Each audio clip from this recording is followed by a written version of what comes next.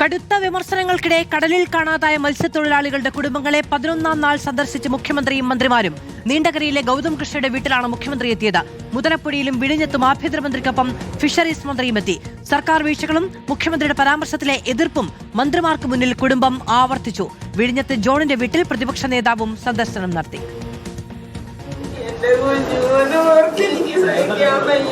പ്രതിഷേധ പെരുമഴക്കൊടുവിലാണ് 11ാം നാൾ മുഖ്യമന്ത്രിയും മന്ത്രിമാരും സങ്കടക്കടലിലായ മത്സ്യത്തൊഴിലാളി കുടുംബങ്ങൾക്കരികിലെത്തിയത്. നീണ്ടകരയിലെ ഗൗതം കൃഷ്ണയുടെ വീട്ടിലേക്കാണ് മുഖ്യമന്ത്രി വി.ഡി. സതീശൻ എത്തിയത്. കുടുംബത്തെ ആശ്വസിപ്പിച്ച മുഖ്യമന്ത്രി സർക്കാരിന്റെ എല്ലാ പിന്തുണയും ഉറപ്പു നൽകി. ഈ കുടുംബത്തിനുണ്ടായ നഷ്ടം അത് തീർച്ചയായും എല്ലാ രീതിയിലും ഒരു സർക്കാരിന് സാധ്യമായ തരത്തിലെല്ലാം ഈ കുടുംബങ്ങളെ സർക്കാർ സഹായിക്കും. വിഴിഞ്ഞത്തെ ജോണിന്റെയും മുതലപ്പുഴയിലെ ഷിജിന്റെയും വീട്ടിലേക്ക് ആഭ്യന്തരമന്ത്രിക്കൊപ്പമാണ് ഫിഷറീസ് മന്ത്രി എത്തിയത്. സർക്കാരിന്റെ വീഴ്ചകളും മുഖ്യമന്ത്രിയുടെ അധിക്ഷേപത്തിലെ രോഷവും കുടുംബങ്ങൾ മന്ത്രിമാർക്ക് മുന്നിൽ നിരത്തി. ഫോൺ സംസാരിച്ചപ്പോഴത്തേക്ക് അദ്ദേഹം പറഞ്ഞത്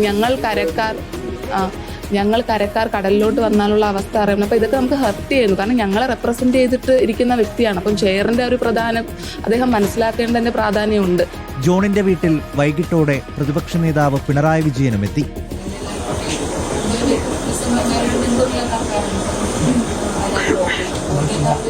പതിനൊന്നാം ദിവസവും കാണാതായവർക്കായി തിരച്ചിൽ നടത്തിയിരുന്നുവെങ്കിലും കാര്യമായ ഫലമുണ്ടായിട്ടില്ല.